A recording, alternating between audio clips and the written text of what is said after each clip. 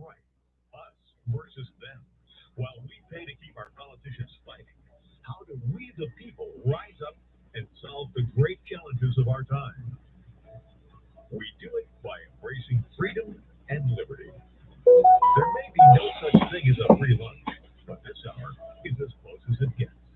Welcome to A Free Solution. All right, welcome to A Free Solution. I'm Kevin Wilson, your host today. Thank you so much for joining us. We're live here on WYSL today. So that means that you, the listener, can give us a call, participate in the show. 585-346-3000. That's 585-346-3000 if you want to call in. If you're listening online on the Free Solution Facebook page, Free Solution YouTube channel, the Kevin Wilson pages, wherever, you can either call in or leave your comments today. Either one is perfectly fine. And a few things to talk about. We'll talk about, well, I will briefly talk about football. And I promise it will be brief, but briefly talk about football. And I'm going to transition that to a discussion about politics, I promise.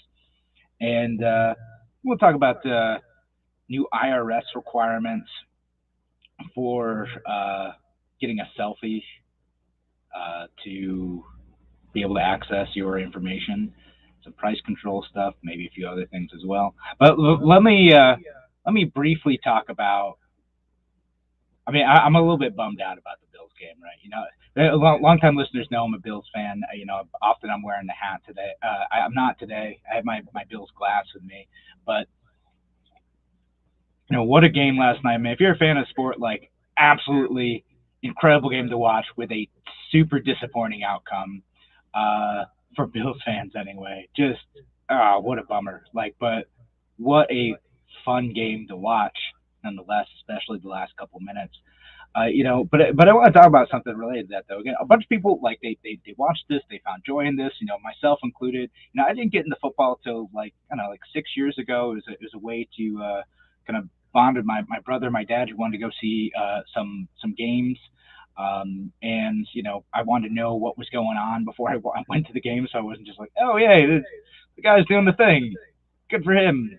Sportsing over there. I didn't understand it that well, you know, so I got into it, and, you know, it was a way for me to, you know, connect with my family, and a way for me to, you know, also connect with other people who live in the area, right? That's why I got into it. So I got into football like 6 years ago, started watching it, you know, a lot more regularly, and, you know, became a big Bills fan.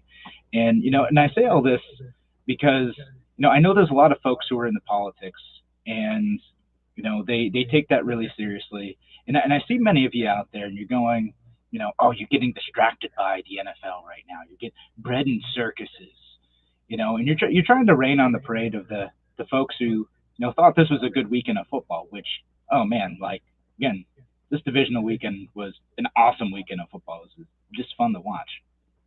And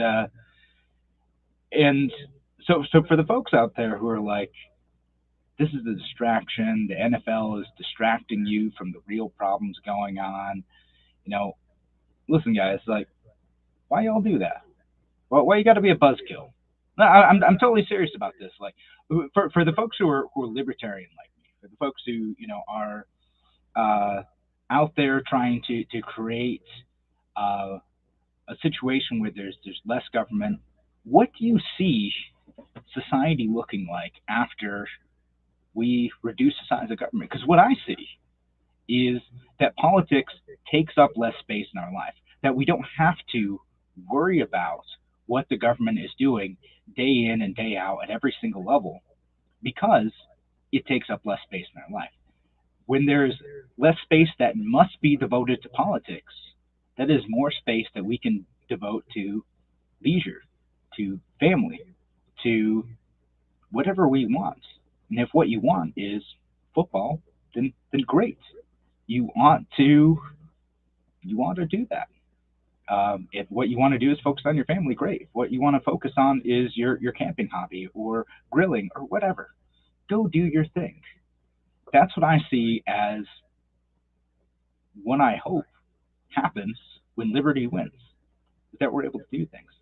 So for the folks out there saying the NFL is a distraction, whatever, again, there needs to be something in life outside of politics. When libertarianism wins, we're not all going to sit around, you know, just trading memes and talking about Hayek or Mises or something. Like, it's not what life looks like for most people. What life looks like for most people is that they get to go on and do the things that they enjoy. That's part of it. Again, it doesn't have to be for you. And I know that there's some folks who are super into baseball, and I'm just totally not into that. Like, I enjoy going to a Red Wings game every once in a while, but I just I'm just not into baseball. It's just not for me. Like, I find it kind of boring. I love going to games in person, but I find watching baseball boring as heck. So it's just not for me, right? And again, if football's not for you, cool. Football's not for you.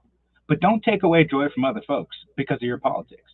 Because that's why I see leftists do a lot of times too, right? They want to make every single thing about politics. If you're not talking about politics every moment of every day, they want to make every single thing political. That can suck the joy out of everything in your life. If every single thing is or ought to be or must be related back to your ideology, that could become toxic. And it could become alienating because most people don't want that. Again, they don't want to think about libertarianism or conservatism or progressivism or any of that stuff all the time. Sometimes you do just want to think about, you know, whatever it is. You want to, again, just enjoy the sport, enjoy a game. Again, whether it's soccer, football, baseball, basketball, you know, ultimate frisbee, I don't know, whatever. Or just your hobbies. Or just a TV show. That stuff's fine. So what I'm saying is that the folks who are all bred in circuses and whatnot, I love you because many of you are my friends. And I know what you want to do with that message. What you want to say is like, hey, remember to focus on the important stuff. But I want you to consider that when you put that stuff out there, when you try to tell people that they're wrong for enjoying a game like the Buffalo Kansas City last night, that's alienating the folks. That's not the future they want. The type of that. Why would they want a future where they can't take joy and pleasure and entertainment out of what was, again, one of the greatest QB contests certainly I have ever seen. It was amazing. I go on about this game. Now, Tim O'Connor says prevent defense prevents wins. Oh man, the last 13 seconds. Bills, why couldn't you stop them? Number one defense in the league. Why couldn't you stop them? Anywho, on the messaging front, when we're painting our vision for what liberty looks like, when we're talking with folks about how, we want society to look if liberty wins, if you're being a killjoy, if you're telling people that they shouldn't be thinking about some of the stuff that gives them joy and pleasure in life, the stuff that's apolitical, the stuff that can be distracting, then yeah, no, people aren't going to want to have anything to do with that. People want to be able to enjoy other aspects of their life. They want to have a complete life outside of politics. And just because politics feels all-consuming to you, because it ought to be, doesn't feel that way to most people. It certainly doesn't feel that way to me. I don't want politics to be my whole life, even though I do this show several days a week. We have to have a whole, complete life out of this, and that's what a vision for liberty is and must look like in order for us to win. And so all I'm saying is, don't be a buzzkill. You don't have to be. It's not necessary. We can paint a picture that looks a bit more optimistic for folks, because that's what we all want in the end. We want to be able to go and do what we want and be left alone without the government threatening us and our families and our neighbors with violence. And in order to convince more people of that message, we're going to sometimes need to offer an open hand. Doing it in a way that makes people feel alienated just because you're out there, it's not as edgy and cool as you think it is. It works for some folks, but I know for me, it's turn off. I'm gonna start unfriending you guys on Facebook. I gotta be honest. If y'all start posting bread and circus memes on Super Bowl Sunday, I'm gonna hit that unfriend button. Already done to like 3 people this morning. Trying to be a buzzkill, being like, oh, I hate everyone's talking about the Bills game. All right, nope, goodbye. And if it's not for you, cool. but like, just don't make it about like you're not talking about politics every single moment, so it's a distraction. We can find more joy in life. We can care about politics and also care about something trivial too, because we're whole, complete, complicated people, and government tries to put us into little boxes and tries to limit the aspects of our whole complex being, right? Particularly folks on the left, they try to say, okay, well, if you're this characteristic, then you have, these qualities. If you're this characteristic, then you have these qualities. No, that's not how it is. People are complex. Do what you want. Take joy in what you want. All right, and that's my rant about football and politics. That's all I got for you. Appreciate you joining us here on the Free Solution. Again, you want to call in 585-346-3000. That's 585-346-3000. We'll be back in just a few minutes. Talk to you soon.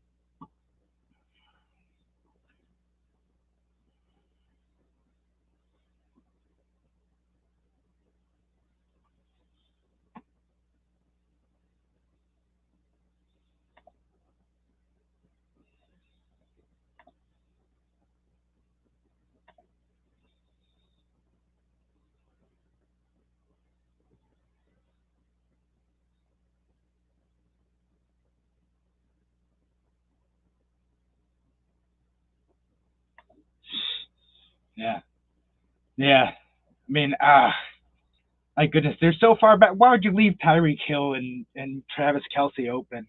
No, the yards after the catch, they kill us. Could catch them all night.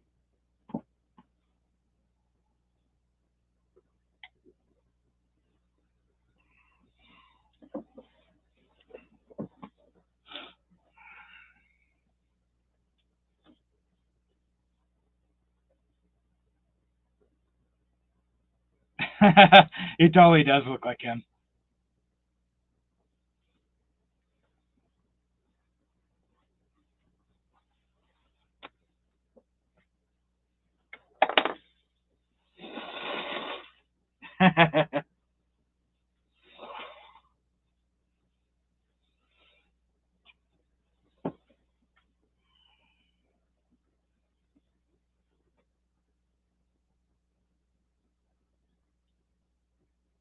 Oh yeah, yeah. Playing show. Mm-hmm.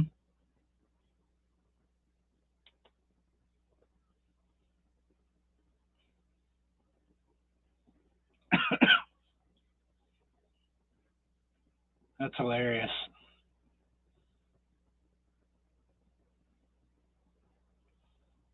It's funny. That's the weird thing with the sweet potatoes too. Oh, people started buying up a whole bunch of sweet potatoes, calling them rally yams, because some guy said every time he snuck a sweet potato into the Bill Stadium, the Bills won.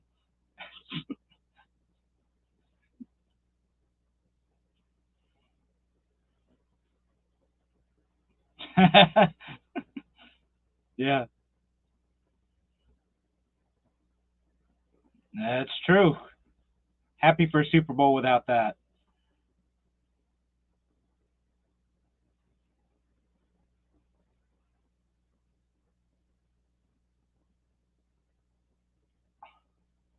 I do too. I like Green Bay.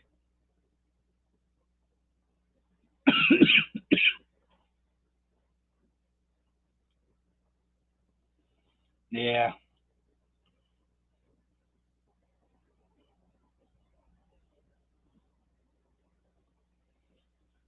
All right. Welcome back to A Free Solution. I'm Kevin Wilson, your host for today. Thank you so much for joining us. Appreciate y'all being here.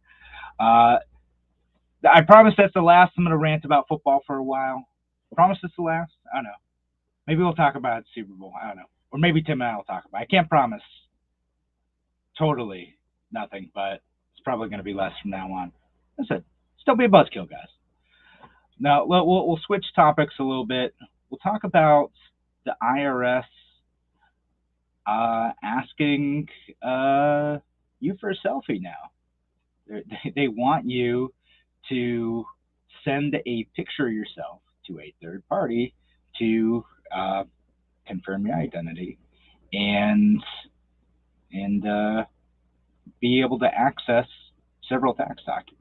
Right now, they're saying that you're still going to be able to submit your tax information without sending in a selfie, but they're already starting up for the child tax credit update payroll portal, and they're going to move to other stuff too. So they access like your past information.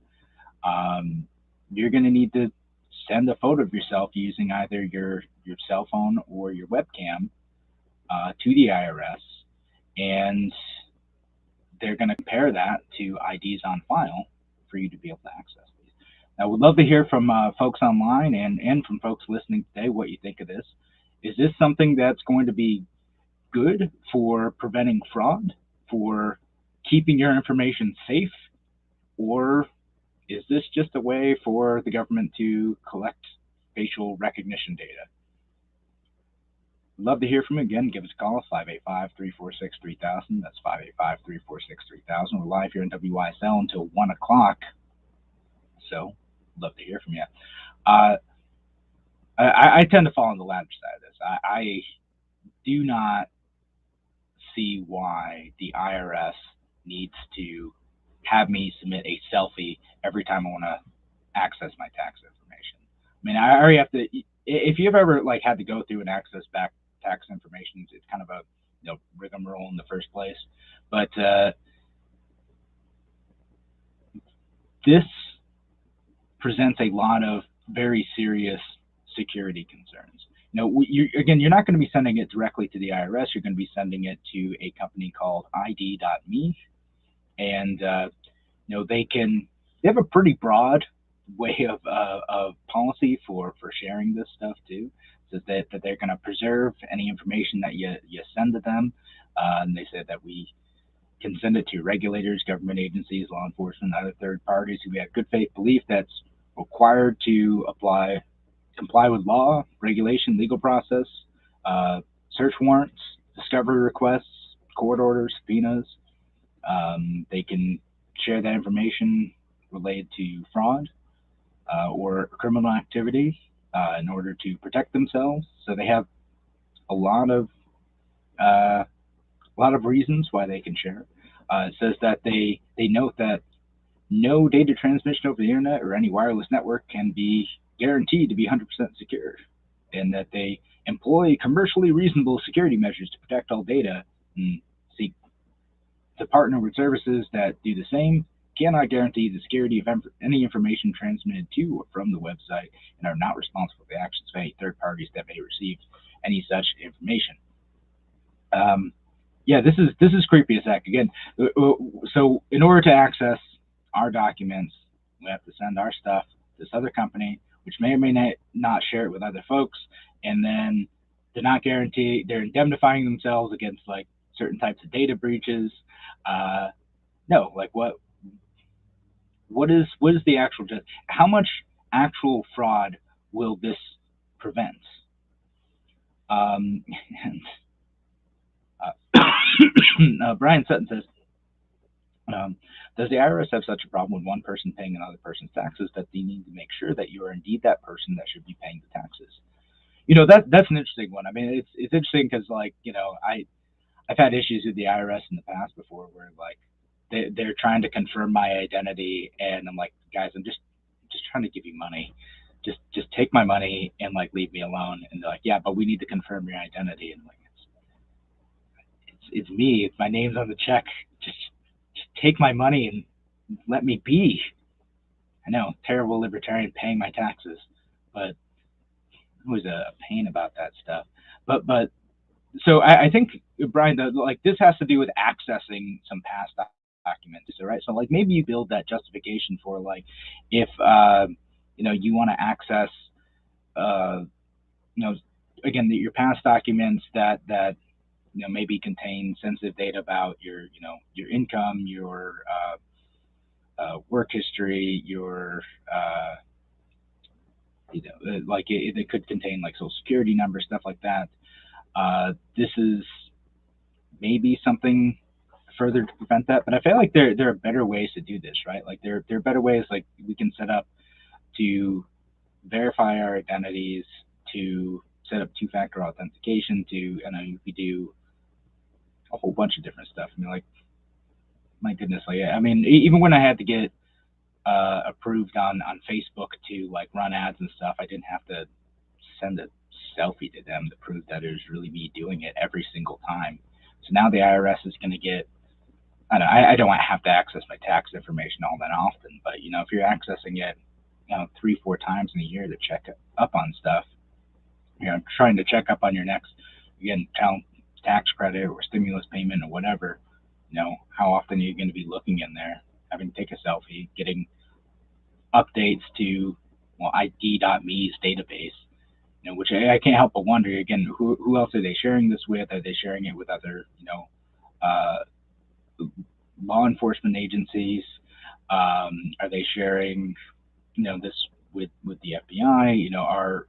How do we know that our information is being kept secure from kind of that general uh, data sharing that we had to worry about after the Edward Snowden leaks, right? And they were sharing, again, the NSA was gathering information on the metadata from our cell phones, right? In the same way, it's just what protections do we have to make sure that pictures of our faces connected to all of our tax information isn't constantly be shared with you know the NSA or law enforcement agencies, whatever. And if that is something, is that something you're worried about? Again, to me, I don't particularly like the government having this database. It's too much power. It becomes easy for this sort of power to be abused.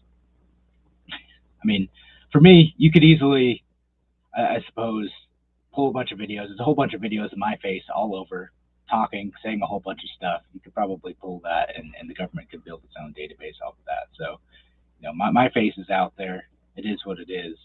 But for some folks who maybe want a little bit more privacy, um, you know, maybe this shouldn't be required. Maybe there should at least be another way of doing this. Like if this were sold as something that's more convenient, right? Something that's just, this is an option, because people are used to this in some ways, right? Like you use biometric face scans to access iPhones nowadays.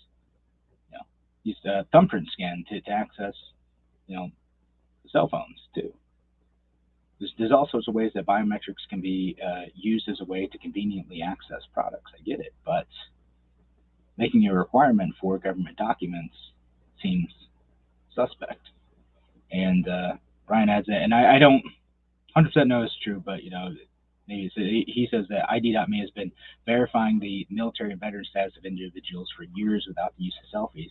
So that's interesting. Yeah, I'd be curious, like what else they're doing. If they're just using like the military ID cards, to verify that, or submitting some sort of other information, passwords, etc.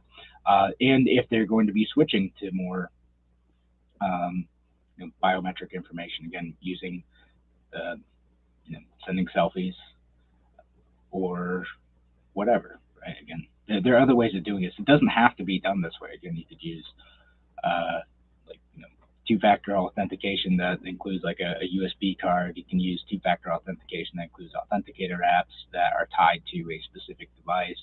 There are different ways of doing this that I access other accounts in these ways that are tied to my identity, tied to a physical object that I have in my possession that I know that they know is owned by me, and I'm able to access other sensitive information through doing that. And yet the IRS is requiring selfies. So again, we'd love to hear from you guys in this. 585-346-3000. That's 585-346-3000. We can keep talking about this in the next segment too, and I just want to throw it out there while there's still enough time before the break. And do we need to do this? Do you want to do this? Does it make you feel uneasy? Or is anyone totally fine with it? Again, give us a call, 585-346-3000. That's 585-346-3000. We'll be back with more on a free solution in just a few minutes. Talk to you soon.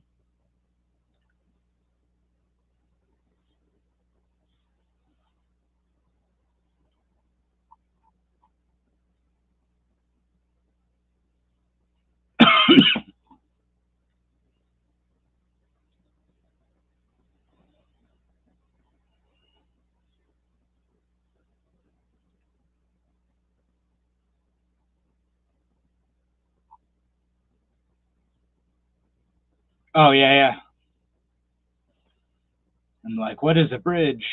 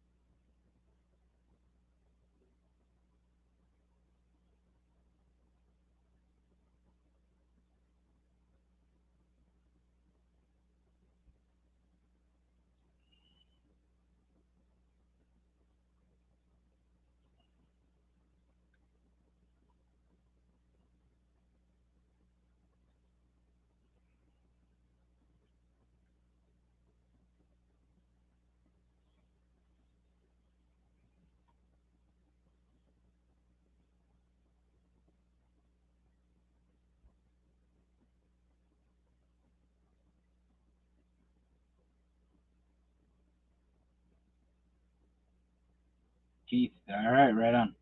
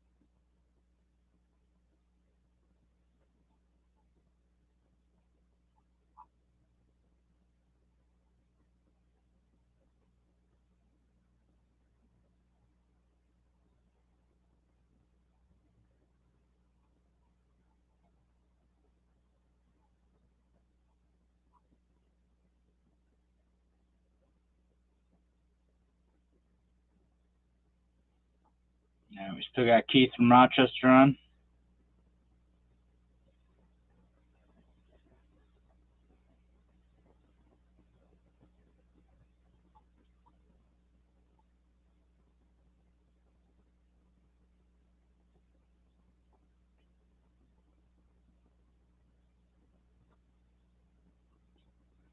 All right, welcome back to A Free Solution. I'm Kevin Wilson yesterday. Thank you so much for joining us. We're live here on WYSL until 1 p.m., so appreciate the folks who want to call in. We're going to get to a call in just a second. Shout out down the line to our friends listening over at WACK out in Newark and our friends listening online at the Free Solution Facebook page, Free Solution YouTube channel, and the Kevin Wilson pages. But speaking of callers, sounds like we have one in line. Keith from Rochester. Keith, what's on your mind?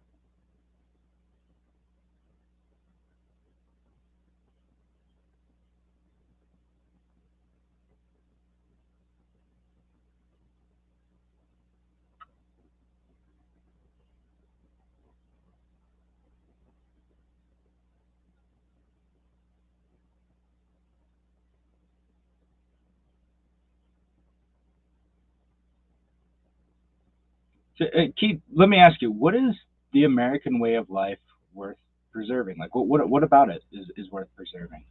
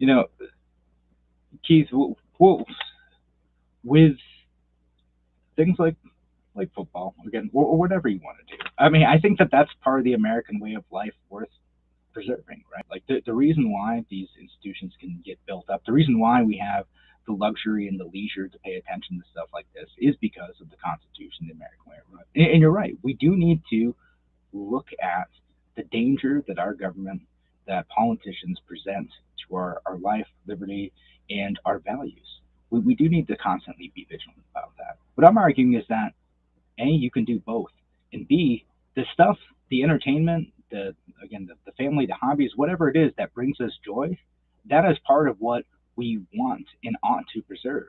That those luxuries are a a product of free market capitalism. They're a product of the successful society that we've built.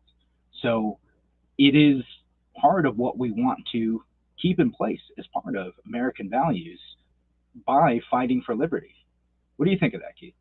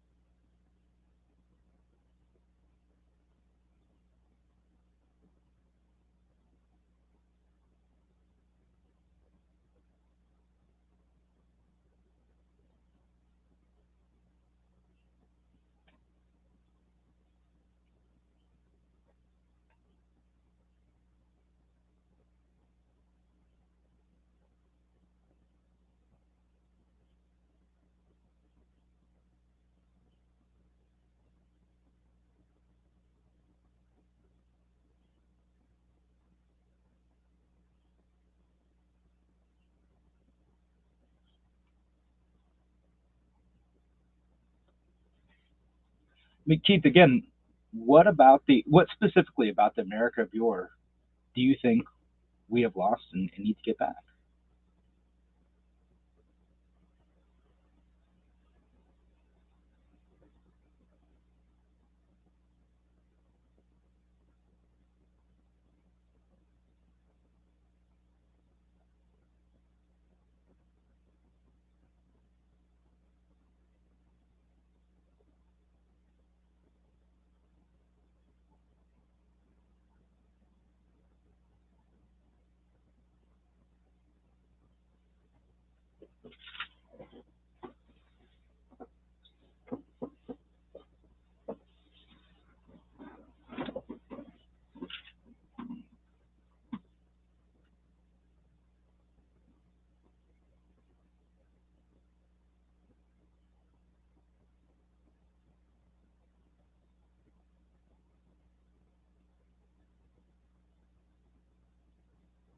All right.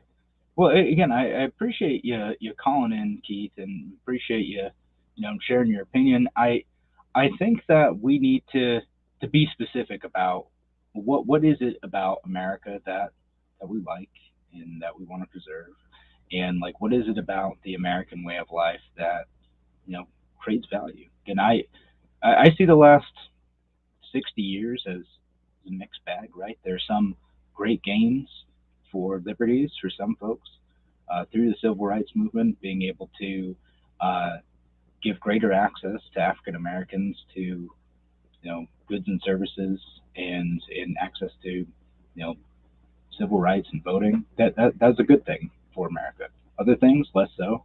Greater economic controls in the 60s and 70s, I think have hurt the country. Spending more, running up the debt, hugely problematic. Uh, but yeah, again, I understand that we do need to continue to fight for our liberties. But I want to challenge folks who who call in this, to paint that specific vision. What does this look like? And then why does that vision that you have for America, that specific vision, why does policy need to change in order for that to either be restored or to be fulfilled in some way? And it's got to be stronger than just, well, things used to be good. Because again, I didn't live that, I didn't experience that, and then neither did many other people, right? Like I can only tell you about my own experiences, I can read about your experiences, but I don't know in a visceral sense what it was like to live back then, and what many people felt about living back then was probably less positive. And again, what I see about is great about America, what's great about our movement is that if we allow freedom, allow people to do what they want, they're going to entertain themselves and grow businesses and make connections in new and interesting ways that I can't control. And doing that is a reason to fight for liberty. It's not a distraction from it. It's a reason to fight for liberty. I look at things like 3D printing, right? Like that is a reason to fight for it. People are creating all sorts of weird stuff, cool stuff with that technology that I couldn't even imagine, and innovating far faster than regulators can possibly imagine. And seeing that stuff makes me excited for liberty. It makes me think that thing that seems like a distraction to some folks is actually on the cutting edge of fighting for liberty, even if the people themselves who are doing that activity don't realize it yet. We need to make sure that the state stays out of the way so that people can find new and novel ways to innovate, entertain, and fulfill their dreams. Because that's what makes America great, is being able to do all that stuff. It's not a distraction. That is the end goal, to be able to have that fulfilled life. I just don't want the state to get in the way.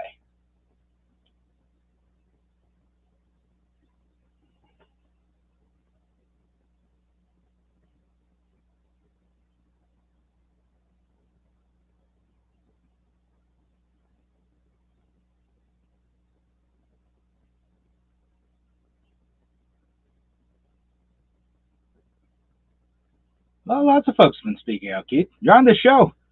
You got a platform right now, speaking out to all the audiences of WYSL and WACK. All right, thanks again for joining us here on A Free Solution. We're going to be back in just a few minutes. Give us a call if you want to participate. 585-346-3000. It's 585-346-3000. Back in a few.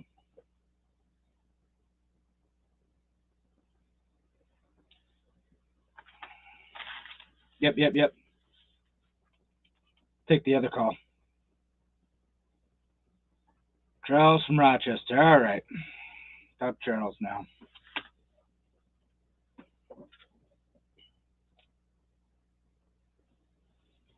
Yeah, I feel he's called in a few times before.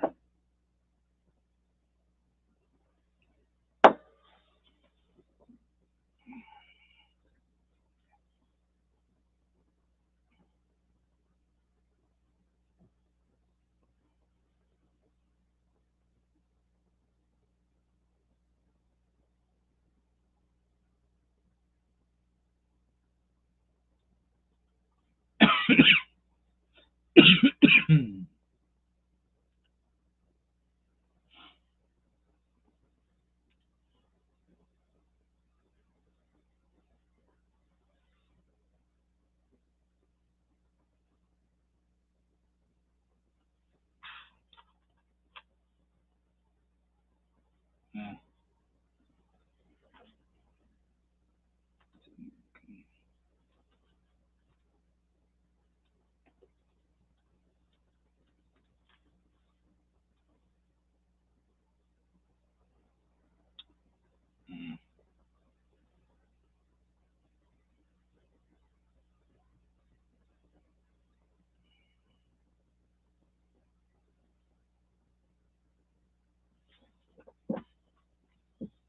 Oh, text him.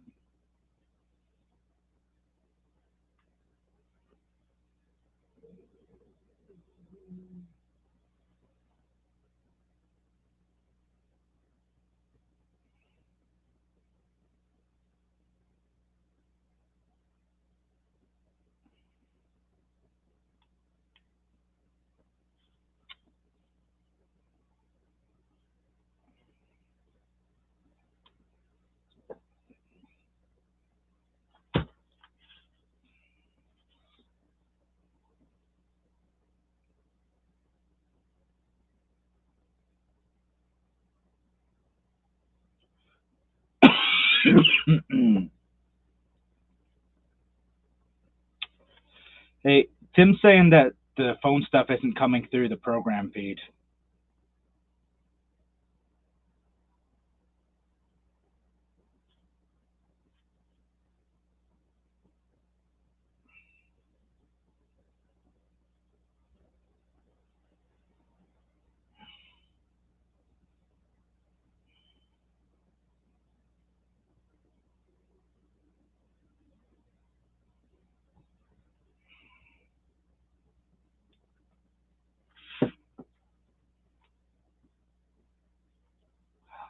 All right, welcome back to A Free Solution. I'm Kevin Wilson, your host for today. Thank you so much for joining us. Again, thank you to Keith, who called in the last segment.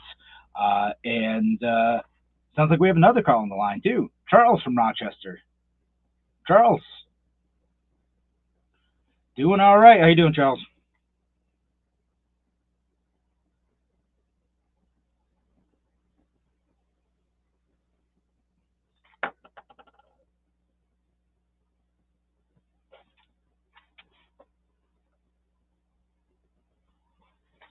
Mm-hmm.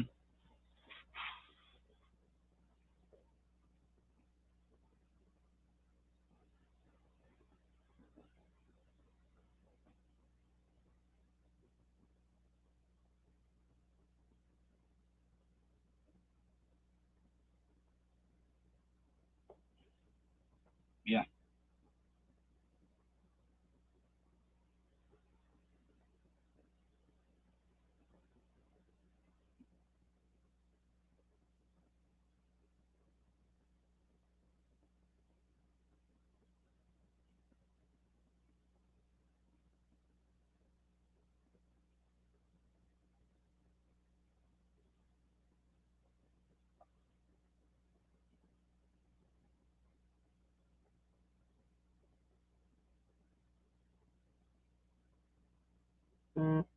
Yeah.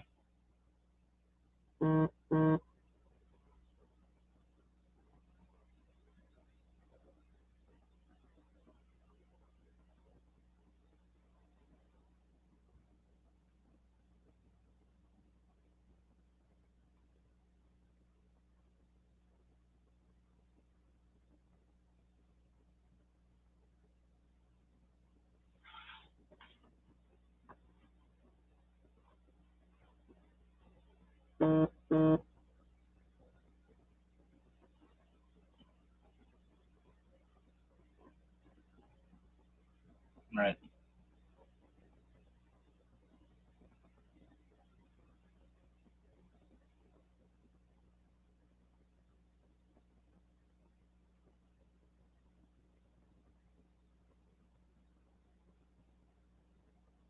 Yeah. No, and there's like a ratcheting effect, or like sometimes they like the boiling a frog effect, right? Like you just you don't really notice it because it's kind of always existed around you, right? And I do think that we need to make sure that like some of the COVID restrictions that we're looking at now, some of which are seeming less and less necessary, even from a scientific perspective, much less a liberty perspective now. Um, we need to make sure that those aren't made permanent. There's certainly a group of people out there who want to make the restrictions that we're facing now a normal part of everyday life for years to come until we reach COVID zero, which will never ever happen. And I hadn't gotten to it this segment too, but people talking about like things like price controls again, which we've had in the past.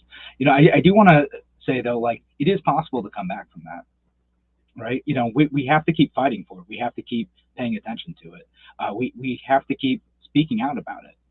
And kind of my point about focusing on like, you know, it's okay to like sports. It's okay to have like your own hobbies and your own life outside of politics. Isn't to say that we shouldn't focus on the politics, that we shouldn't try to encourage people to pay attention to this stuff. It's that you know people are going to take joy in certain things, and in the joy that they take in those things, should be, hey, if you want to continue being able to experience being able to have the life that we have now, if we don't want to lose that, we need to fight for liberty. Again, it was a big thing, right? When people couldn't go to outdoor stadiums and experience football last year, a lot of people were frustrated by that. People are frustrated by not being able to go in with a vaccine if they're unvaccinated right now. Does that policy still make sense? Is it still justified? How long do we keep these restrictions in place with an endemic disease? So, like, far from being a distraction, that's access to that entertainment, that access to the life that we all want for ourselves and for our family and for our friends. Like, that's a way uh, to give you a reason to fight for liberty. Again, it's not for a lot of folks. The reason to fight for liberty isn't ideological; it's practical. It's what is being lost, what is being taken away from them, their family, their futures, and that gives them the reason to fight for school choice, or for against to fight against mandates, or to fight against other government restrictions on their liberty, to fight for their gun rights, whatever it is. Like, people need a reason, and it's not just the ideology itself. What do you think of that, Charles?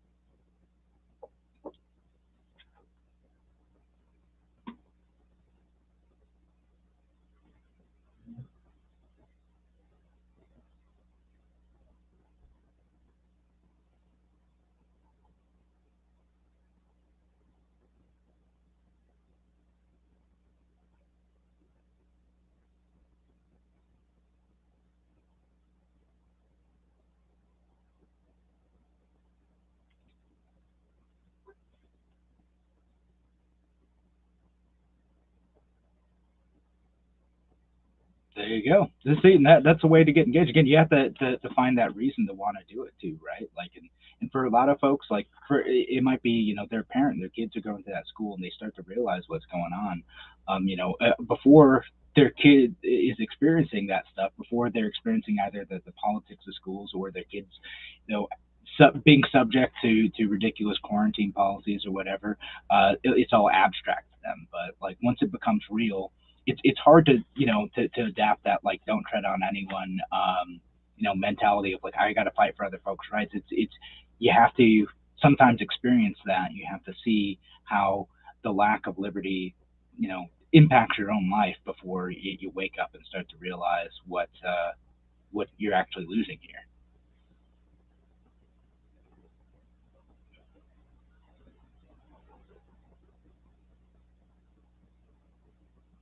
Yeah, I say never too late.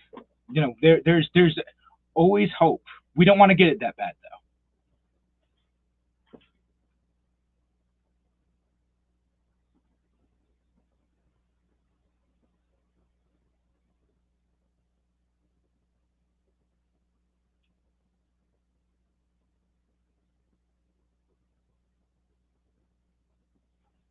Digital currency. Oh yeah, that's. I probably got to do a whole show about that. I only got a minute left though. But yeah, no, that's probably worth a whole show on eventually. All right, well, Charles, I appreciate the call. We're running out of time for the show, but thank you for calling in, Wayne, and thanks, Keith, for calling in too. Appreciate the engagement on today's show. You guys rock. Thank you so much for being here. All right, have a wonderful afternoon, folks. Larry Sharp will be in tomorrow. I'll be back in on Wednesday. Talk to you then. Have a good afternoon.